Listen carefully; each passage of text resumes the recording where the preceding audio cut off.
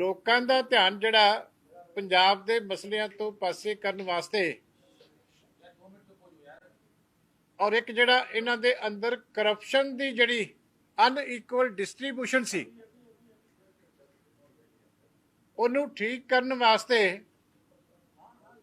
ਜਿਹੜੀਆਂ ਆਵਾਜ਼ਾਂ ਅੰਦਰ ਪੈਸੇ ਦੀ ਵੰਡ ਨੂੰ ਲੈ ਕੇ ਉੱਠ ਰਹੀਆਂ ਸੀ ਉਹਨਾਂ ਨੂੰ ਸੈਟੀਸਫਾਈ ਕਰਨ ਵਾਸਤੇ ਪਹਿਲਾਂ ਕਈ ਦਿਨ ਦਾ ਡਰਾਮਾ ਦਿੱਲੀ ਦੇ ਵਿੱਚ ਕੀਤਾ।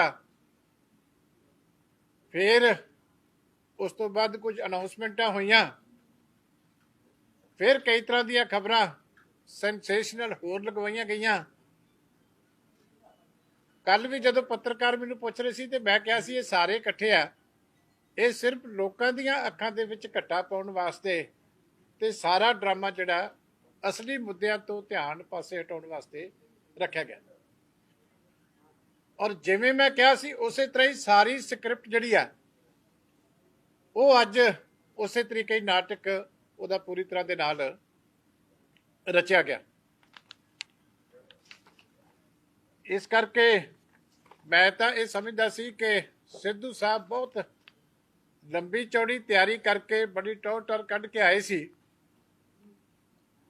ਤੇ ਮੈਨੂੰ ਲੱਗਿਆ ਸੀ ਕਿ ਅੱਜ ਪੰਜਾਬ ਦੇ ਜਿਹੜੇ ਸਾਡੇ ਵੱਡੇ ਮਸਲੇ ਆ ਉਹਦਾ ਕੋਈ ਨਾ ਕੋਈ ਹੱਲ ਜਿਹੜਾ ਉਹ ਪੰਜਾਬ ਦੀ ਜਨਤਾ ਦੇ ਸਾਹਮਣੇ ਰੱਖਣਗੇ। ਪਰ ਸਹੀ ਮਾਇਨਿਆਂ ਦੇ ਵਿੱਚ ਅੱਜ ਸਿੱਧੂ ਸਾਹਿਬ ਨੇ ਮੈਨੂੰ ਕਾਫੀ ਨਿਰਾਸ਼ ਕੀਤਾ ਕਿਉਂਕਿ ਉਹ ਕਾਂਗਰਸ ਦੇ ਪ੍ਰਧਾਨ ਦੇ ਅਹੁਦੇਦਾਰ ਦੇ ਤੌਰ ਤੇ ਪ੍ਰਧਾਨ ਦੇ ਤੌਰ ਤੇ ਘੱਟ ਬੋਲਦੇ ਨਜ਼ਰ ਆਉਂਦੇ ਸੀ। ਲੀਡਰ ਆਫ ਦੀ ਆਪੋਜੀਸ਼ਨ ਜਿਸ ਤਰ੍ਹਾਂ ਬੋਲ ਰਿਹਾ ਹੁੰਦਾ, ਮੁੱਦੇ ਰੱਖ ਰਿਹਾ ਹੁੰਦਾ, ਉਹਦੇ ਤੌਰ ਦੇ ਉੱਤੇ ਉਹਨਾਂ ਦਾ ਬਿਹੇਵੀਅਰ ਜਿਹੜਾ ਉਹ ਜ਼ਿਆਦਾ ਨਜ਼ਰ ਆਉਂਦਾ ਸੀ।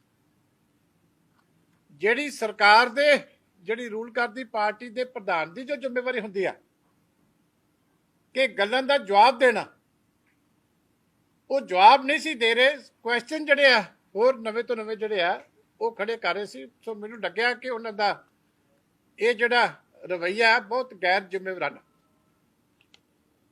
ਅੱਜ ਤੱਕ ਜਦੋਂ ਉਹਨਾਂ ਨੇ ਭਾਸ਼ਣ ਸ਼ੁਰੂ ਕੀਤਾ ਤੇ ਮੈਂ ਕਿਹਾ ਸਾਰੇ ਟੈਲੀਵਿਜ਼ਨ ਚੈਨਲਾਂ ਦੇ ਐਂਕਰਾਂ ਨੂੰ ਪਿੱਛੇ ਛੱਡ ਕੇ ਐਡੀਆਂ ਸੋਹਣੀਆਂ ਉਹਨਾਂ ਨੇ ਖਬਰਾਂ ਪੜ੍ਹੀਆਂ ਕਿ ਕਿਸਾਨ ਬਾਦਲਾਂ ਦੇ ਉੱਤੇ ਡਟੇ ਹੋਏ ਆ, ਈਟੀਟੀ ਅਧਿਆਪਕ ਧਰਨੇ ਦੇ ਰਹੇ ਆ, ਡਾਕਟਰ ਧਰਨੇ ਮਾਰ ਰਹੇ ਆ, ਨਰਸਜ਼ ਧਰਨੇ ਮਾਰ ਰਹੀਆਂ, ਡਰਾਈਵਰ ਹੜਤਾਲ ਤੇ ਆ, ਕੰਡਕਟਰ ਹੜਤਾਲ ਤੇ ਆ, ਗੁਰੂ ਦਾ ਮਸਲਾ ਹੈ, ਮਾਵਾਂ ਦੀਆਂ ਕੁੱਖਾਂ ਉੱਜੜ ਗਈਆਂ। ਤੇ ਇੱਕ ਉਹਨਾਂ ਨੇ ਫਲੈਸ਼ ਨਿਊਜ਼ ਦੱਸੀ ਕਿ ਰੰਧਾਵਾ ਸਾਹਿਬ ਥੱਲੇ ਬੈਠੇ ਆ, ਉਹਨਾਂ ਦਾ ਐਵੇਂ ਹੀ ਮਜ਼ਾਕ ਉਡਾਤਾ। ਵਿਚਾਰੇ ਚੰਗੇ ਭਲੇ ਮੁੱਖ ਮੰਤਰੀ ਦੇ ਨਾਲ ਬੈਠੇ ਸੀ ਤੇ ਖਬਰਾਂ ਪੜ੍ਹਦੇ ਉਹਨਾਂ ਦੀ ਫਲੈਸ਼ ਨਿਊਜ਼ ਵੀ ਬਣਾਤੀ ਵੀ ਰੰਧਾਵਾ ਸਾਹਿਬ ਥੱਲੇ ਬੈਠੇ। ਇੱਕ ਬ੍ਰੇਕਿੰਗ ਨਿਊਜ਼ ਰਹਿ ਗਈ, ਉਹ ਸ਼ਾਇਦ ਪਿੱਛੋਂ ਉਹਨਾਂ ਦੀ ਟੀਮ ਨੇ ਦਿੱਤੀ ਨਹੀਂ, ਕਿ ਅਧਿਆਪਕ ਅੱਜ ਵੀ ਉਹਨਾਂ ਦੀ ਛੱਤ ਦੇ ਉੱਤੇ ਕਾਂਗਰਸ ਭਵਨ ਦੇ ਚੜ੍ਹੇ ਹੋਏ ਸੀ। ਪਰ ਕੁਝ ਹੋਰ ਮੁੱਦੇ ਜਿਹੜੇ ਅਹਿਮ ਸੀ ਉਹ ਛੱਡ ਗਏ। ਇੱਕ ਤਾਂ ਜਿਹੜੇ ਵਾਅਦੇ ਵੱਡੇ ਕੀਤੇ ਸੀ ਕਰਜ਼ਾ ਮਾਫੀ ਦੇ, ਉਹਦੀ ਹੁਣ ਕੀ ਟਾਈਮ ਲਾਈਨ ਹੈ ਉਹ ਸਿੱਧੂ ਸਾਹਿਬ ਨੇ ਨਹੀਂ ਦੱਸੀ। ਜਿਹੜੇ ਨੌਜਵਾਨ ਇੱਥੇ ਆਏ ਸੀ, ਜਿਹੜੇ ਵਿਚਾਰਿਆਂ ਨੂੰ ਵਾਰ-ਵਾਰ ਅੱਜ ਠੋਕੋ ਤਾੜੀ ਤਾਂ ਨਹੀਂ ਕਿਹਾ, ਕਿਉਂਕਿ ਅੱਜ ਲੱਗਦਾ ਹੋਣਾ ਵੀ ਹੁਣ ਕਿਸੇ ਨੇ ਪਤਾ ਨਹੀਂ ਤਾੜੀ ਮਾਰਨੀ ਕਿ ਨਹੀਂ ਮਾਰਨੀ। ਇਸ ਕਰਕੇ ਉਹਨਾਂ ਦੀ ਜਿਹੜੀ ਘਰ ਨੌਕਰੀ ਦਾ ਮੁੱਦਾ ਸੀ, ਅੱਜ ਉਹ ਵੀ ਨਹੀਂ ਕਿਤੇ ਮੈਨੂੰ ਨਜ਼ਰ ਆਇਆ। ਅੱਜ ਨਸ਼ਿਆਂ ਦੀ ਹੁਣ ਕੀ ਪੰਜਾਬ ਦੇ ਵਿੱਚ ਸਥਿਤੀ ਹੈ ਔਰ ਕੀ ਵਿਜ਼ਨ ਹੈ ਪ੍ਰਧਾਨ ਸਾਹਿਬ ਦਾ, ਉਹ ਵੀ ਨਜ਼ਰ ਨਹੀਂ ਆਇਆ। ਜਿਹੜਾ ਰੇਲ ਹਾਦਸਾ ਸ੍ਰੀ ਅੰਮ੍ਰਿਤਸਰ ਸਾਹਿਬ ਦੇ ਵਿੱਚ ਹੋਇਆ ਸੀ, ਜਿਹਦੇ 'ਚ 70 ਦੇ ਕਰੀਬ ਵਿਅਕਤੀ ਮਾਰੇ ਗਏ, ਉਹਨਾਂ ਦੇ ਪਰਿਵਾਰਾਂ ਨੂੰ ਨੌਕਰੀਆਂ ਦਾ ਕੀ ਬਣਿਆ, ਉਹਨਾਂ ਦੇ ਬਾਕੀ ਮਦਦ ਜਿਹੜੀ ਐਲਾਨ ਹੋਈ ਸੀ ਕੀ ਬਣਿਆ, ਉਹਦੇ ਵਾਸਤੇ ਦੋਸ਼ੀ ਕੌਣ ਹੈ ਉਹ ਵੀ ਪ੍ਰਧਾਨ ਸਾਹਿਬ ਭੁੱਲ ਗਏ। ਜਿਹੜੀਆਂ 120 ਮੌਤਾਂ ਹੋਈਆਂ ਸੀ ਉਹਨਾਂ ਦੇ ਆਪਣੇ ਮਾਝੇ ਦੇ ਵਿੱਚ, ਜਿਸ ਏਰੀਏ ਨੂੰ ਉਹ ਰਿਪਰੈਜ਼ੈਂਟ ਕਰਦੇ ਆ, ਉਹ ਵੀ ਅੱਜ ਉਹਦਾ ਬਿਲਕੁਲ ਭੁੱਲ ਗਏ। ਜਿਹੜੀਆਂ ਨਜਾਇਜ਼ ਸ਼ਰਾਬ ਦੀ ਫੈਕਟਰੀਆਂ ਜਿਹੜੀ ਪੰਜਾਬ ਦੇ ਵਿੱਚ ਸੈਂਡ ਮਾਫੀਆ ਨੇ, ਲੈਂਡ ਮਾਫੀਆ ਨੇ, ਸਾਰਿਆਂ ਨੇ ਲੁੱਟ ਮਚਾਈ ਹੋਈ ਹੈ, ਜਿਹਦੇ ਵੱਲ ਰੋਜ਼ ਅਖਬਾਰਾਂ ਦੀਆਂ ਸੁਰਖੀਆਂ ਬਣੀਆਂ ਹੁੰਦੀਆਂ ਵੱਡੀਆਂ ਵੱਡੀਆਂ, ਉਹਦੇ ਬਾਰੇ ਅੱਜ ਚੁੱਪ ਸੀ ਕਿਉਂਕਿ ਸ਼ਾਇਦ ਉਹਨਾਂ ਨੂੰ ਡਰ ਸੀ ਕਿ ਜਿਹੜੇ ਐਮਐਲਏ ਸਾਹਿਬਾਨ ਕੱਲ ਨਾਲ ਮੱਥਾ ਟੇਕਣ ਗਏ ਆ ਉਹ ਕਿਤੇ ਇੱਥੋਂ ਵਾਪਸ ਨਾ ਚਲੇ ਜਾਣ। ਇਸ ਕਰਕੇ ਇਹਨਾਂ ਸਾਰੀਆਂ ਗੱਲਾਂ ਦਾ ਜਿਹੜਾ ਉਹ ਅੱਜ ਉਹਨਾਂ ਨੂੰ ਜਵਾਬ ਦੇਣਾ ਬਣਦਾ ਸੀ। ਪਰ ਮੈਨੂੰ ਹੈਰਾਨਗੀ ਹੈ ਕਿ ਰੂਲਿੰਗ ਪਾਰਟੀ ਦੇ ਪ੍ਰਧਾਨ ਹੋ ਕੇ ਉਹ ਖਬਰਾਂ ਪੜ੍ਹ ਕੇ ਚਲੇ ਗਏ, ਪਰ ਇਹਨੂੰ ਹੱਲ ਕੌਣ ਕਰੇਗਾ? 4.5 ਸਾਲ ਨਿਕਲ ਗਏ, ਸਾਬਕਾ ਪ੍ਰਧਾਨ ਸਾਹਿਬ ਵੀ ਉਹਨਾਂ ਦੇ ਨਾਲ ਹੀ ਸੀ, ਤੇ ਇਹਨਾਂ ਨੂੰ ਰਲ ਕੇ ਇਹ ਦੱਸਣਾ ਚਾਹੀਦਾ ਸੀ, ਨਹੀਂ ਤਾਂ ਮਾਫੀ ਮੰਗਣੀ ਚਾਹੀਦੀ ਸੀ ਕਿ ਅਸੀਂ ਜਿਹੜਾ ਪੰਜਾਬ ਦੀ ਜਨਤਾ ਦੇ ਨਾਲ ਵਿਸ਼ਵਾਸਘਾਤ ਕੀਤਾ। ਇਸ ਕਰਕੇ ਇੱਕ ਤਾਂ ਮੈਨੂੰ ਇਹ ਅਫਸੋਸ ਹੈ ਕਿ ਇਸ ਗੱਲ ਤੋਂ ਮੈਨੂੰ ਨਿਰਾਸ਼ਾ ਹੋਈ ਹੈ ਕਿ ਪ੍ਰਧਾਨ ਸਾਹਿਬ ਦੇ ਕੋਲ ਕੋਈ ਵਿਜ਼ਨ ਨਹੀਂ। ਕਹਿੰਦੇ ਮੇਰੇ ਵਾਸਤੇ ਪੋਸਟ ਅਹਿਮੀਅਤ ਨਹੀਂ ਰੱਖਦੀ। ਆ ਸਾਰਾ ਡਰਾਮਾ ਜਿਹੜਾ ਇੱਥੋਂ ਲੈ ਕੇ ਦਿੱਲੀ ਤੱਕ ਸੀ, ਫਿਰ ਕਾਹਦੇ ਵਾਸਤੇ ਸੀ? ਕੈਬਨਿਟ ਦਾ ਰੈਂਕ ਤਾਂ ਤੁਹਾਨੂੰ ਪਹਿਲਾਂ ਵੀ ਇੱਥੇ ਮਿਲਿਆ ਹੋਇਆ ਸੀ। 2.5 ਸਾਲ ਤੁਸੀਂ ਮੰਤਰੀ ਵੀ ਰਹਿ ਗਏ, ਰੂਲਿੰਗ ਪਾਰਟੀ ਦੇ ਤੁਸੀਂ MLA ਵੀ ਸੀ, ਤੇ ਫਿਰ ਜੇ ਤੁਹਾਨੂੰ ਰੁਤਬੇ ਦੀ ਪੋਸਟ ਦੀ ਕੋਈ ਲੋੜ ਨਹੀਂ ਸੀ, ਤੇ ਫਿਰ ਮੈਂ ਉਹਨਾਂ ਨੂੰ ਸਮਝਦਾ ਕਿ ਫਿਰ ਅੱਜ ਇਹ ਝੂਠ ਮਾਰਨ ਦੀ ਕੀ ਲੋੜ ਸੀ? ਇੱਕ ਤਾਂ ਇਹ ਇਸ਼ੂ ਹੈ। ਦੂਜੀ ਗੱਲ ਹੈ ਕਿ ਜਾਖੜ ਸਾਹਿਬ ਦਾ ਮੈਂ ਬਿਆਨ ਜਿਹੜਾ ਉਹ ਧਿਆਨ ਦੇ ਨਾਲ ਸੁਣ ਰਿਹਾ ਸੀ, ਮੈਨੂੰ ਬਹੁਤ ਅਫਸੋਸ ਵੀ ਹੋਇਆ ਕਿ ਪਿਛਲੀ ਸਾਰੀ ਇਲੈਕਸ਼ਨ ਆਮ ਆਦਮੀ ਪਾਰਟੀ ਨੇ ਵੀ ਤੇ ਕਾਂਗਰਸ ਪਾਰਟੀ ਨੇ ਵੀ ਦੋਨਾਂ ਨੇ ਗੁਰੂ ਗ੍ਰੰਥ ਸਾਹਿਬ ਦੇ ਜਿਹੜਾ ਬੇਅਦਬੀ ਦਾ ਮੁੱਦਾ ਉਹਦੇ ਉੱਤੇ ਗੰਦੀ ਰਾਜਨੀਤੀ ਕਰਕੇ ਜਿਹੜਾ ਉਹ ਕੀਤੇ। ਔਰ ਅੱਜ ਜਿਹੜਾ ਜਾਖੜ ਸਾਹਿਬ ਦਾ ਬਿਆਨ ਹੈ, ਇੱਕ ਇੱਕ ਸ਼ਬਦ ਉਹਦਾ ਬਹੁਤ ਗੰਭੀਰਤਾ ਦੇ ਨਾਲ ਜਿਹੜਾ ਭਰਿਆ होया। कांग्रेस पार्टी का नेशनल लेवल पे रिवाइवल का रास्ता पंजाब में से है। कांग्रेस पार्टी का नेशनल लेवल पे रिवाइवल जो होना है उसका रास्ता पंजाब में है, पंजाब में से है। लेकिन पंजाब कांग्रेस का दोबारा सत्ता में आने का रास्ता कोटपुरा और बैबल कला से होके जाता है। मैं जाखड़ साहब ਨੂੰ ਪੁੱਛਣਾ ਚਾਹੁੰਦਾ ਕਿ ਜਿਸ ਦਿਨ ਦਿੱਲੀ ਤੁਹਾਡੀਆਂ ਮੀਟਿੰਗਾਂ ਹੋਈਆਂ ਸੀ, ਉਸ ਦਿਨ ਵੀ ਤੁਹਾਡੀ ਜ਼ੁਬਾਨ ਚੋਂ ਬਾਹਰ ਨਿਕਲ ਕੇ ਸੱਚ ਨਿਕਲਿਆ ਸੀ ਕਿ ਹੁਣ ਅਸੀਂ ਸਾਰਾ ਕੁਝ ਆਪਣੀ ਹਾਈ ਕਮਾਂਡ ਨੂੰ ਦੱਸ ਦਿੱਤਾ, ਹੁਣ ਬੇਅਦਬੀਆਂ ਦੇ ਉੱਤੇ ਬਾਦਲ ਨੂੰ ਕਿਵੇਂ ਫਰੇਮ ਕਰਨਾ ਇਹ ਹੁਣ ਰਾਹੁਲ ਜੀ ਤੈਅ ਕਰਨਗੇ। ਔਰ ਅੱਜ ਜਿਹੜਾ ਰਾਹੁਲ ਗਾਂਧੀ ਦਾ ਤੇ ਸੋਨੀਆ ਗਾਂਧੀ ਦਾ ਮੰਤਰ ਜਿਹੜਾ ਜਾਖੜ ਸਾਹਿਬ ਨੇ ਪੜ੍ਹ ਕੇ ਸੁਣਾਇਆ, ਉਹ ਮੈਂ ਦੁਬਾਰਾ ਉਹਨਾਂ ਦੇ ਲਫ਼ਜ਼ ਜਿਹੜੇ ਆ ਉਹ ਸਕਰੀਨ ਦੇ ਉੱਤੇ ਤੁਹਾਨੂੰ ਸੁਣਾਉਣਾ ਚਾਹਾਂਗਾ, ਕਿਉਂਕਿ ਕੱਲ ਨੂੰ ਮੁੱਕਰ ਨਾ ਜਾਣ ਕਿ ਮੈਂ ਇਹ ਸ਼ਬਦ ਨਹੀਂ ਕਹੇ। ਬਹੁਤ ਖਤਰਨਾਕ ਤੇ ਗੰਦੀ ਰਾਜਨੀਤੀ ਜਿਹੜੀ ਆ ਉਹਦੇ ਸੰਕੇਤ ਜਿਹੜੇ ਆ ਅੱਜ ਦੇ ਇਸ ਸਮਾਗਮ ਨੇ ਦਿੱਤੇ।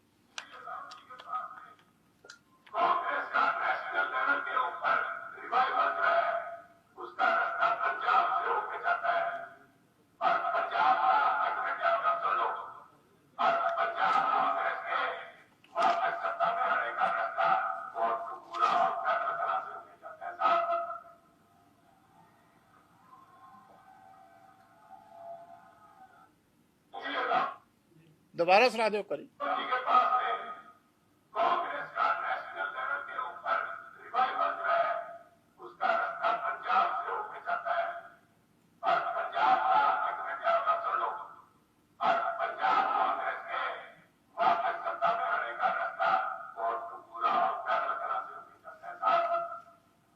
ਇਹ ਦੇਖੋ ਜਿਹੜੀ ਗੰਦੀ ਰਾਜਨੀਤੀ ਆਮ ਆਦਮੀ ਪਾਰਟੀ ਨੇ ਤੇ ਕਾਂਗਰਸ ਪਾਰਟੀ ਨੇ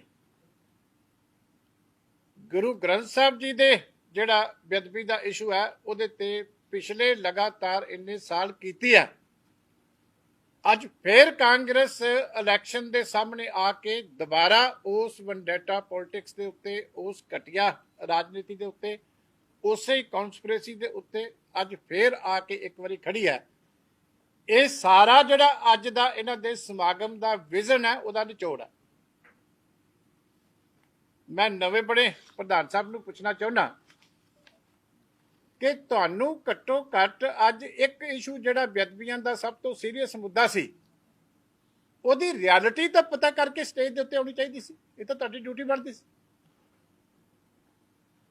ਬੇਅਦਬੀ ਦੇ ਵਿੱਚ ਮੈਂ ਉਹਨਾਂ ਦੀ ਜਾਣਕਾਰੀ ਵਾਸਤੇ ਦੱਸਣਾ ਚਾਹੁੰਦਾ, ਵੈਸੇ ਤੇ 99 ਸਫ਼ਿਆਂ ਦੀ कुंवर विजय प्रताप सिंह उन्हां दा सब तो नेड़े दा लंगोटिया यार ਅੰਮ੍ਰਿਤਸਰ ਦੇ ਵਿੱਚ ਹੀ ਬੈਠਾ। 99 ਸਫ਼ਿਆਂ ਦੀ ਜੱਜਮੈਂਟ ਜਿਹੜੀ ਆ ਉਸ ਕੇਸ ਦੇ ਵਿੱਚ ਪਹਿਲਾਂ ਆ ਚੁੱਕੀ ਆ, ਜਿਹਦੇ ਵਿੱਚ ਜੋ ਜਾਖੜ ਸਾਹਿਬ ਫਿਰ ਅੱਗੋਂ ਦੁਬਾਰਾ ਕਰਨ ਦੀ ਕੋਸ਼ਿਸ਼ ਕਰ ਰਹੇ ਆ। ਇਹ ਸਾਰਾ ਕੁਝ ਉਸ ਜੱਜਮੈਂਟ ਦੇ ਉੱਤੇ ਲਿਖਿਆ ਕਿ ਇਹ ਬੇਹੂਦਾ ਜਾਂਚ ਸੀ, ਇਹ ਬਦਨੀਤੀ ਨਾਲ ਜਾਂਚ ਕੀਤੀ ਗਈ ਸੀ, ਇਹ ਬੇਤੁਕੀ ਜਾਂਚ ਸੀ, ਇੱਕ ਬਹੁਤ ਵੱਡੀ ਕਨਸਪੀਰੇਸੀ ਸੀ। ਰਾਜਕਾਰਨ ਦੀ ਪਾਰਟੀ ਨੇ ਆਪੋਜੀਸ਼ਨ ਨੂੰ ਟਾਰਗੇਟ ਬਣਾਉਣ ਵਾਸਤੇ ਇਸ ਅਫਸਰ ਦੇ ਰਾਹੀਂ ਜਿਹੜੀ ਹੈ ਇੱਕ ਬਹੁਤ ਵੱਡੀ ਕਨਸਪੀਰੇਸੀ ਰਚੀ। ਮੈਂ ਜ਼ਿਆਦਾ ਨੂੰ ਰਿਪੀਟ ਨਹੀਂ ਕਰਦਾ, ਤੁਸੀਂ ਸਾਰਿਆਂ ਨੇ ਪੜ੍ਹੀ ਹੈ। ਇੱਕ ਤਾਂ ਸਿੱਧੂ ਸਾਹਿਬ ਨੂੰ ਪਤਾ ਹੋਣਾ ਚਾਹੀਦਾ ਕਿ ਇਹਨਾਂ ਦੇ ਲੰਗੋਟੀਏ ਯਾਰ ਦੇ ਜਿਹੜੀ ਪਹਿਲੀ ਕਨਸਪੀਰੇਸੀ ਜਿਹੜੀ ਇਹਨਾਂ ਨੇ ਰਲ ਕੇ ਰਚੀ ਸੀ ਸਾਰਿਆਂ ਨੇ, ਉਹਦਾ ਕੀ ਹਸ਼ਰ ਹੋਇਆ ਕਿ ਸਾਰਾ ਜਿਹੜਾ 4.5 ਸਾਲ ਨਿਕਲ ਗਏ ਤੇ ਕੇਸ ਦੁਬਾਰਾ ਉੱਤੇ ਦਾ ਉੱਤੇ ਚਲਾ ਗਿਆ। ਉਸ ਅਫਸਰ ਨੂੰ ਅਸਤੀਫਾ ਦੇ ਕੇ ਭੱਜਣਾ ਪਿਆ ਤੁਹਾਡੀਆਂ ਮਾੜੀਆਂ ਨੀਤਾਂ ਕਰਕੇ। ਤੇ ਹੁਣ ਵੀ ਮੈਂ ਉਹਨਾਂ ਦੀ ਯਾਦਦਾਸ਼ਤ ਵਾਸਤੇ ਦੱਸਣਾ ਚਾਹੁੰਦਾ ਕਿ ਜਿਹੜਾ ਸ੍ਰੀ ਗੁਰੂ ਗ੍ਰੰਥ ਸਾਹਿਬ ਦੀ ਬੇਅਦਬੀ ਦਾ ਜਿਹੜਾ ਚੋਰੀ ਹੋਇਆ ਸੀ ਗੁਰੂ ਗ੍ਰੰਥ ਸਾਹਿਬ ਜਵਾਹਰ ਸਿੰਘ ਵਾਲਾ ਤੋਂ, ਉਸ ਕੇਸ ਦੇ ਵਿੱਚ ਤਾਂ ਜੁਲਾਈ 20 ਦੇ ਵਿੱਚ ਚਲਾਨ ਪੇਸ਼ ਹੋ ਚੁੱਕਿਆ। ਇਹ ਸ਼ਾਇਦ ਪ੍ਰਧਾਨ ਸਾਹਿਬ ਨੂੰ ਉਹਨਾਂ ਦੀ ਨੌਲੇਜ 'ਚ ਨਹੀਂ ਹੈ। ਫਿਰ ਜਿਹੜਾ ਪੋਸਟਰ ਵਾਲਾ ਕੇਸ ਸੀ, ਜਿਹੜੇ ਪੋਸਟਰ ਲੱਗੇ ਸੀ ਧਮਕੀ ਵਾਲੇ, ਉਹਦਾ ਵੀ ਤੁਸੀਂ ਚਲਾਨ ਜਿਹੜਾ ਅਦਾਲਤ ਦੇ ਵਿੱਚ ਪੇਸ਼ ਕਰ ਚੁੱਕੇ ਹੋ। ਤੇ ਜਿਹੜਾ ਸ੍ਰੀ ਗੁਰੂ ਗ੍ਰੰਥ ਸਾਹਿਬ ਦੇ ਅੰਗ ਖਿਲਾਰ ਕੇ ਬੇਅਦਬੀ ਕੀਤੀ ਸੀ, ਉਹਦੇ ਵਿੱਚ ਸਿੱਧੂ ਸਾਹਿਬ ਮੈਂ ਕੱਲ ਵੀ ਦੱਸਿਆ ਸੀ ਦੋਸ਼ੀਆਂ ਦੀ ਜ਼ਮਾਨਤ ਵੀ ਹੋ ਚੁੱਕੀ ਹੈ। ਹੁਣ ਦੱਸੋ ਇੰਨੀ ਕੁ ਤੁਹਾਡੀ ਗੰਭੀਰਤਾ, ਇੰਨੀ ਕੁ ਤੁਹਾਡੀ ਸੀਰੀਅਸਨੈਸ ਹੈ, ਤੁਸੀਂ 4.5 ਸਾਲ ਬਾਅਦ ਪ੍ਰਧਾਨ ਬਣ ਕੇ ਸਟੇਜ ਦੇ ਉੱਤੇ ਆ ਰਹੇ ਹੋ। ਤੁਹਾਡੇ ਸਾਬਕਾ ਪ੍ਰਧਾਨ ਇਹ ਕਹਿ ਰਿਹਾ ਕਿ ਹਾਲੇ ਅਗਲੀ ਵਾਰੀ ਜੇ ਸੱਤਾ ਦੇ ਵਿੱਚ ਆਉਣਾ ਤੇ ਉਹੀ ਰਸਤਾ ਦੁਬਾਰਾ ਫੜੋ, ਉਹੀ ਗੰਦੀ ਰਾਜਨੀਤੀ ਫਿਰ ਕਰੋ। ਔਰ ਤੁਹਾਡੀ ਯਾਦਦਾਸ਼ਤ ਵਾਸਤੇ ਮੈਂ ਯਾਦ ਕਰਾਉਣੀ ਚਾਹੁੰਦਾ ਕਿ ਤੁਹਾਨੂੰ ਇਹ ਨਹੀਂ ਪਤਾ ਕਿ ਕੀ ਕੁਝ ਹੋ ਚੁੱਕਿਆ ਤੇ ਹੁਣ ਤੁਸੀਂ ਇਹਦੇ 'ਚ ਕੀ ਕਰ ਸਕਦੇ। ਇਸ ਕਰਕੇ ਮੈਂ ਇਹਨਾਂ ਨੂੰ ਪੁੱਛਣਾ ਚਾਹੁੰਦਾ ਕਿ ਇਸ ਤਰੀਕੇ leader of the opposition behave ਕਰਕੇ ਤੁਸੀਂ ਕਿੰਨੀਆਂ ਕੁ ਤਾਲੀਆਂ ਆਪਣੇ ਵਰਕਰਾਂ ਦੀਆਂ ਬਟੋਰ ਕੇ ਪੰਜਾਬ ਦੀ ਜਨਤਾ ਨੂੰ ਤੁਸੀਂ ਕਿਵੇਂ ਸੰਤੁਸ਼ਟ ਕਰ ਸਕਦੇ। ਅੱਜ ਮੁੱਖ ਮੰਤਰੀ ਸਾਹਿਬ ਵੀ ਜਿਹੜੇ ਆ ਮੈਂ ਦੇਖ ਰਿਹਾ ਸੀ ਕਿ ਅੱਜ 4.5 ਸਾਲ ਬਾਅਦ ਉਹਨਾਂ ਕੋਲੇ ਵੀ ਆਪਣੇ ਪੱਖ ਦੇ ਵਿੱਚ ਜਾਂ ਕੋਈ ਡਿਫੈਂਡ ਕਰਨ ਵਾਸਤੇ ਆਪਣੇ ਆਪ ਨੂੰ ਕੁਝ ਨਹੀਂ ਸੀ। ਸ਼ਾਇਦ ਉਹਨਾਂ ਨੂੰ ਪਤਾ ਸੀ ਕਿ ਮੇਰੇ ਨਾਲ ਦੇ ਖੜੇ ਹੋ ਕੇ ਪੋਲ ਨਾ ਖੋਲ ਦੇਣ, ਕਿਉਂਕਿ ਸਾਰੇ ਜਣੇ ਉੱਥੇ ਸੋਨੀਆ ਦੇ ਦਰਬਾਰ ਦੇ ਵਿੱਚ, ਰਾਹੁਲ ਗਾਂਧੀ ਦੇ ਦਰਬਾਰ ਦੇ ਵਿੱਚ ਸਾਰਾ ਕੁਝ ਹੀ ਜੋ ਅਸਲੀਅਤ ਹੈ ਪੰਜਾਬ ਦੀ ਉਹ ਉੱਥੇ ਦੱਸ ਕੇ ਆਏ ਸੀ। ਇਸ ਕਰਕੇ ਮੈਂ ਕਾਂਗਰਸ ਦੇ ਜਿਹੜੇ ਲੀਡਰਾਂ ਨੂੰ ਕਹਿਣਾ ਚਾਹੁੰਦਾ, ਕਾਂਗਰਸ ਪਾਰਟੀ ਨੂੰ, ਕਿ ਪ੍ਰਧਾਨ ਬਦਲ ਕੇ ਤੁਸੀਂ ਡੁੱਬਦੀ ਕਾਂਗਰਸ ਦੀ ਬੇੜੀ ਨੂੰ ਬਚਾ ਨਹੀਂ ਸਕਦੇ। ਅਸੀਂ ਜਿਹੜੀ ਗੁਰੂ ਮਹਾਰਾਜ ਅੱਗੇ ਅਰਦਾਸ ਕੀਤੀ ਹੈ ਉਹਦਾ ਫਲ ਤੁਹਾਡੇ ਸਾਹਮਣੇ ਹੈ। ਅੱਜ ਲੱਖ ਕਹੀ ਜਾਓ ਕਿ ਕਾਂਗਰਸ ਇਕਮੁੱਠ ਹੈ, ਕਾਂਗਰਸ ਇਕਜੁੱਟ ਹੈ, ਇਹ ਤੁਸੀਂ ਹੁਣ ਕੋਡ ਆਫ ਕੰਡਕਟ ਲੱਗਣ ਦਿਓ, ਸਾਰੀ ਕਾਂਗਰਸ ਤੁਹਾਡੀ ਡੋਕੀ ਬੁਰੀ ਤਰ੍ਹਾਂ ਖਿਲਾਰ ਕੇ ਰੱਖ ਦੇਣਗੇ। ਅੱਗੇ ਵੀ ਖਿਲਰੀ ਹੋਈ ਹੈ, ਰਹਿੰਦੀ ਖੁੰਦੀ ਕਸਰ ਹੁਣ ਪੰਜਾਬ ਦੀ ਜਨਤਾ ਜਿਹੜੀ ਹੈ ਉਹ ਤੁਹਾਡੀ ਕਰਦੀ। Thank you. हाँ जी, हाँ जी। ये बताइए कि आज जो नवजोत सिंह सिद्धू की ताजपोशी हुई है, ऐसा नहीं लग रहा था कि अध्यक्ष से बढ़कर कहीं ना कहीं जैसे किसी चीफ मिनिस्टर को दिलाई जाती है या फिर सरकार तोड़कर नई बनाई जाती है, एक ऐसा ड्रामा चल रहा है जिसमें विधायकों का समर्थन दिखाया जा रहा है, जबकि अध्यक्ष का विधायकों के समर्थन से क्या लेना देना होता है। इन्विटेशन पे भी विधायकों के हस्ताक्षर कराकर चीफ मिनिस्टर को भेजा जाता है। देखो मैं समझदा कि डेमोक्रेसी ਦੇ ਵਿੱਚ ਪਹਿਲੀ ਤਾਂ ਗੱਲ ਹੈ ਤਾਜਪੋਸ਼ੀ ਹੁੰਦੀ नहीं, ये तो रजवाड़ियां दी सरकार है। मैं ये कहना चाहता हूं कि डेमोक्रेसी में ताजपोशी लफ्ज तो कहीं मैंने पढ़ा नहीं। ये पंजाब में ऑलरेडी रजवाड़ा शाही की सरकार है, तो वही चीज जो है सिद्धू साहब भी अपने आप को महाराजा से भी ऊपर जो है दिखाने की कोशिश कर रहे हैं। इसलिए जो उनको लगता है कि पहले महाराजा साहब थे तो अब उनको भी लगा कि मैं पार्टी का अध्यक्ष बनाऊं तो मैं भी उससे ऊपर लगना चाहता हूं। इसलिए ये तो हम भी हैरान थे कि एक तरफ जिस गुरु ग्रंथ साहब की जो इशू है उसके लेके सुनील जाखड़ जी आगे मार्गदर्शन कर रहे हैं पार्टी का, उसके दोषियों की तो जमानत हुई कल, तो इससे बड़े अफसोस की और शोक की बात क्या हो सकती है। आज तो खुद की इनकी कांग्रेस के जो वर्कर आ रहे थे वो कितने इंजर्ड हो गए बस में। तो ये खुशियां ढोल किस बात के जो बजा रहे थे, मुझे तो समझ नहीं लगती। ये हालत देखिए ना, जो खबरें इन्होंने पढ़ी अध्यक्ष जी ने, ये सारा कुछ बयान कर देती हैं कि किसान बॉर्डरों पे है, ईटीटी अध्यापक जो है वो हड़ताल पे है, डॉक्टर, नर्सेज, ड्राइवर, कंडक्टर। तो फिर किस बात की खुशी मना रहे हो आप? ये पंजाब की स्थिति बयान कर रहे हो कि ये हाल है, पार्टी का अध्यक्ष बयान कर रहा है। अगर मैं कहता तो इसलिए मैं कह रहा था कि लीडर ऑफ दी अपोजिशन का रोल बहुत अच्छा किया उन्होंने। अगर मैं कहता तो शायद ये मानते नहीं। लेकिन फिर खुशी किस बात की मना रहे हो, ताजपोशी किस बात की है? ये स्टेट की हालत है जो आप खुद कह रहे हो कि ये हालत है।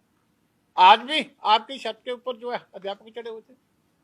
मतलब आज देश के नवजोत सिंह सिद्धू अकाली दल ਤੇ ਨਿਸ਼ਾਨਾ ਸਾਧਿਆ ਬਾਦਲ ਤੇ ਕਿ ਹੁਣ ਮੈਂ ਆ ਗਿਆ ਜਿਹੜਾ ਬਿਸਤਰ ਲਾ ਰਿਹਾ ਤੇ ਹੁਣ ਦੇਖ ਲਓ ਕਿ ਮੈਂ ਕੀ ਕਰਾਂ।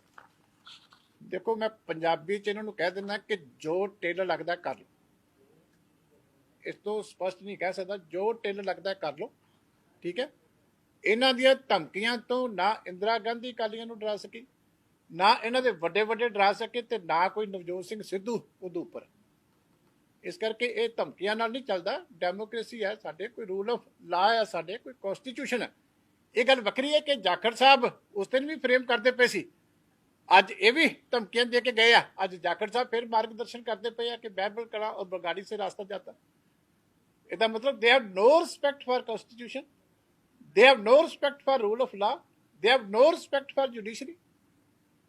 ਤੇ ਇਹ ਜੇ ਇਹ ਤੁਹਾਡੇ ਤੇ ਕੋਈ ਵੱਖਰਾ ਕੋਈ ਫਾਰਮੂਲਾ ਕਿ ਤੁਸੀਂ ਸਰਦਾਰ ਸੁਖਬੀਰ ਸਿੰਘ ਬਾਦਲ ਨੂੰ ਜਾਂ ਸਰਦਾਰ ਬਿਕਰਮ ਸਿੰਘ ਮਜੀਠੀਆ ਨੂੰ ਕੁਝ ਕਰ ਲਓ ਤਾਂ ਕਰ ਲਓ, ਕੌਣ ਡਰਦਾ ਮੈਨੂੰ?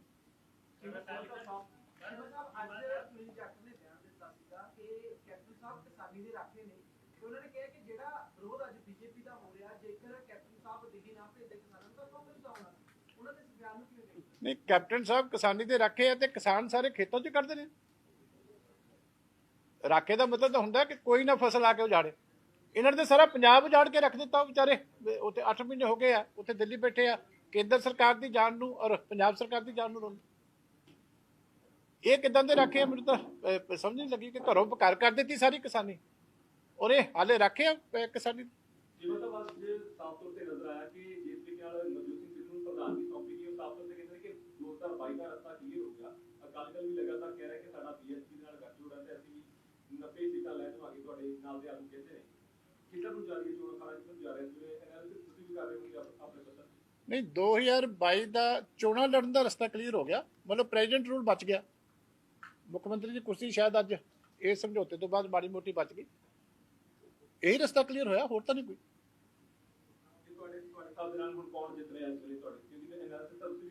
ਦੇਖੋ ਇਹਨਾਂ ਦੀਆਂ ਜ਼ਮਾਨਤਾਂ ਜ਼ਬਤ ਹੋਣਗੀਆਂ, ਇਹਨਾਂ ਦੀਆਂ ਵੀ ਤੇ ਆਮ ਆਦਮੀ ਪਾਰਟੀ ਦੀਆਂ। ਹੁਣ ਲੜਾਈ ਹੋਣੀ ਹੈ ਸੱਚ ਤੇ ਝੂਠ ਦੀ। ਅੱਜ ਕੀ ਜੋ ਕੁਝ ਕਿਹਾ ਸੀ ਗੁਟਕਾ ਸਾਹਿਬ ਦੀਆਂ ਸਹੁੰਆਂ ਖਾ ਕੇ, ਉਹ ਕੱਲੀ ਕੱਲੀ ਵੀਡੀਓ ਜਿਹੜੀ ਆ ਕੱਲੀ ਕੱਲੀ ਪੰਜਾਬ ਦੀ ਗਲੀ 'ਚ ਚੱਲੇ। ਜਿਨ੍ਹਾਂ ਨੇ ਝੂਠ ਬੋਲ ਕੇ ਬਾਅਦ 'ਚ ਐਫੀਡੈਵਿਟ ਦੇ ਕੇ ਅਦਾਲਤਾਂ 'ਚ ਮਾਫੀ ਮੰਗੀ ਸੀ, ਉਹ ਕੱਲੇ ਕੱਲੇ ਬੰਦੇ ਦੇ ਹੱਥ ਦੇ ਵਿੱਚ ਐਫੀਡੈਵਿਟ ਹੋਏਗਾ, ਇਹਨਾਂ ਨੂੰ ਜਵਾਬ ਪੁੱਛਣਗੇ। ਤਾਂ ਲੱਗਦਾ ਕਿ ਜਿਹੜਾ ਸੈਟਬੈਕ ਲੱਗਿਆ ਸੀਗਾ ਬੀਐਸਪੀ ਵਾਲਾ, ਕਿਉਂਕਿ ਅੱਜ ਵੀ ਤੁਸੀਂ ਜ਼ਿਕਰ ਕੀਤਾ ਕਿ ਸੁਨੀਲ ਜਾਖੜ ਤੋਂ ਵਾਲੀਆਂ ਗੱਲਾਂ ਦੁਬਾਰਾ ਸਾਹਮਣੇ ਆਈਆਂ, ਲੱਗਦਾ ਕਿ ਉਹ ਜਿਹੜਾ ਸੈਟਬੈਕ ਲੱਗਿਆ ਸੀਗਾ 2017 ਵਿੱਚ, ਉਹ ਤੋਂ ਅਕਾਲੀ ਦਲ ਉੱਪਰ ਸਕਿਆ। ਦੇਖੋ ਅਦਾਲਤਾਂ ਨੇ ਬੜਾ ਕੁਝ ਸਾਫ਼ ਕਰ ਦਿੱਤਾ। ਜਿਹੜੀ ਕੁੰਵਰ ਵਿਜੇ ਪ੍ਰਤਾਪ ਦੇ ਮਾਮਲੇ 'ਚ ਜੱਜਮੈਂਟ ਆਈ ਆ, ਤੁਸੀਂ ਇਹ ਦੇਖੋ ਕਿ ਉਸ ਤੋਂ ਬਾਅਦ ਕਾਂਗਰਸ ਦੀ ਔਰ ਬਾਕੀ ਜਿਹੜੀ ਪਾਰਟੀਆਂ ਇੱਥੇ ਰਾਜਨੀਤੀਕਾਰੀਆਂ ਸੀ, ਜਿਹੜੀ ਪਾਰਟੀ 'ਚ ਸ਼ਾਮਲ ਹੋਇਆ ਜਾ ਕੇ ਆਮ ਆਦਮੀ ਪਾਰਟੀ, ਉਹਨਾਂ ਦੀ ਸਥਿਤੀ ਦੇਖੋ ਕੀ ਹੈ। ਇਹਨਾਂ ਗੱਲਾਂ ਵਾਸਤੇ ਕਿਸੇ ਕੋਲ ਕੋਈ ਜਵਾਬ ਨਹੀਂ ਆ ਹੁਣ, ਕਿਉਂਕਿ ਅੱਗੇ ਤਾਂ ਅਸੀਂ ਕਹਿੰਦੇ ਸੀ, ਹੁਣ ਅਦਾਲਤ ਨੇ ਸਭ ਕੁਝ ਕਹਿ ਦਿੱਤਾ ਕਿ ਗੰਦੀ ਰਾਜਨੀਤੀ ਇੱਥੇ ਹੋਈ ਹੈ। ਸਰ ਜਾਖੜ ਸਾਹਿਬ ਦੇ ਬਿਆਨ ਦੀ ਗੱਲ ਕੀਤੀ ਜਾਵੇ ਤਾਂ ਉਹਨਾਂ ਨੇ ਅਫਸਰਸ਼ਾਹੀ ਬਾਰੇ ਵੀ ਕਾਫੀ ਕੁਝ ਕਿਹਾ, ਬਿਊਰੋਕ੍ਰੇਸੀ ਦੇ ਵੀ ਸਵਾਲ ਚੁੱਕੇ ਆਪਣੀ ਸਰਕਾਰ ਦੇ। ਦੇਖੋ ਗੱਲ ਇਹ ਹੈ ਕਿ ਮੈਂ ਇਹੀ ਪੁੱਛਦਾ ਨਾ ਵੀ ਪ੍ਰਧਾਨ ਤਾਂ ਰੂਲਿੰਗ ਪਾਰਟੀ ਦੇ ਜਾਖੜ ਸਾਹਿਬ ਸੀ ਹੁਣ ਤੱਕ। ਸਿੱਧੂ ਸਾਹਿਬ ਨੇ ਅੱਜ ਚਾਰਜ ਲੈ ਲਿਆ ਤੇ ਇਹ ਸੁਣਾਉਂਦੇ ਕਿਹਨੂੰ ਹੈ? ਹੁਣ ਇਹ ਤਾਂ ਸਾਨੂੰ ਨਹੀਂ ਸਮਝ ਆਉਂਦੀ ਨਾ ਵੀ ਇਹ ਤੁਸੀਂ ਕਹਿੰਦੇ ਕਿਹਨੂੰ ਆ? ਉੱਥੇ ਤੁਹਾਡੇ ਮੁੱਖ ਮੰਤਰੀ ਬੈਠੇ ਆ, ਉੱਥੇ ਤੁਸੀਂ ਦੋਨੇ ਬੈਠੇ ਹੋ, ਤੇ ਜੇ ਅਫਸਰ ਨਹੀਂ ਲੱਗੇ ਤੇ ਛੱਡ ਕੇ ਪਾਸੇ ਹੋ। ਲੋਕੀ 6 ਮਹੀਨੇ ਪਹਿਲਾਂ ਸੌਖੇ ਹੋ ਜਾਣ।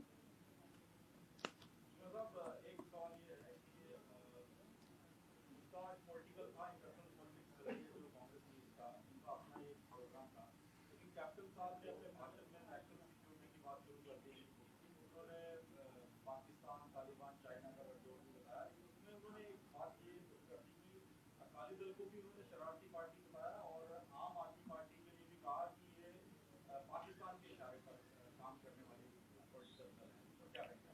देखो ਗੱਲ ਇਹ ਹੈ ਕਿ ਬੜਾ ਅਫਸੋਸ ਹੈ ਕਿ ਮੁੱਖ ਮੰਤਰੀ ਦੇ ਜ਼ਿੰਮੇਵਾਰ ਅਹੁਦੇ ਦੇ ਉੱਤੇ ਬੈਠੇ ਵਿਅਕਤੀ ਵੱਲੋਂ ਇਹੋ ਜਿਹੇ ਸ਼ਬਦ ਜਿਹੜੇ ਆ ਉਹ ਆਪਣੇ ਆਪੋਜੀਸ਼ਨ ਪਾਰਟੀਆਂ ਬਾਰੇ ਯੂਜ਼ ਹੋਣ।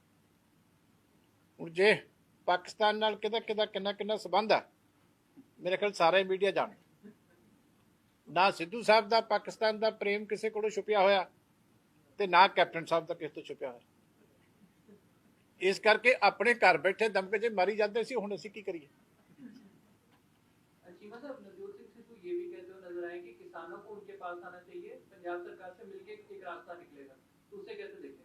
वो भी इस समय ਦੇਖੋ ਸਿੱਧੂ ਸਾਹਿਬ ਨੂੰ ਕਹੋ ਕਿ ਹੁਣ ਥੋੜਾ ਜਿਹਾ ਮਾੜਾ ਮੋਟਾ ਤੁਰਨਾ ਫਿਰਨਾ ਸਿੱਖੋ। ਇਹ ਅੱਗੇ ਹੁਣ ਜਿਹੜੀਆਂ ਸੁਣਾਉਂਦੇ ਸੀ ਹੁਣ ਸੁਣਨੀਆਂ ਪੈਣੀਆਂ। ਉੱਥੇ ਜਾਓ ਉਹਨਾਂ ਕੋਲੇ ਤੇ ਉਹਨਾਂ ਨੂੰ ਪੁੱਛੋ, ਤੁਹਾਨੂੰ ਦੱਸਣਗੇ ਕਿ ਤੁਹਾਡੇ ਮੁੱਖ ਮੰਤਰੀ ਸਾਹਿਬ ਨੇ ਉਹਨਾਂ ਦੀਆਂ ਜੜ੍ਹਾਂ ਕੇਸ ਦੀਆਂ ਖਤਮ ਕਰਨ ਵਾਸਤੇ ਕੀ ਕੁਝ ਕੀਤਾ ਹੋਇਆ। ਕਾਂਗਰਸ ਪਾਰਟੀ ਦਾ ਇਹਦੇ ਵਿੱਚ ਕਿੰਨਾ ਰੋਲ ਹੈ ਜਿਹੜੀ ਅੱਜ ਮੁਸ਼ਕਲ ਉਹਨਾਂ ਨੂੰ ਆ ਰਹੀ ਹੈ।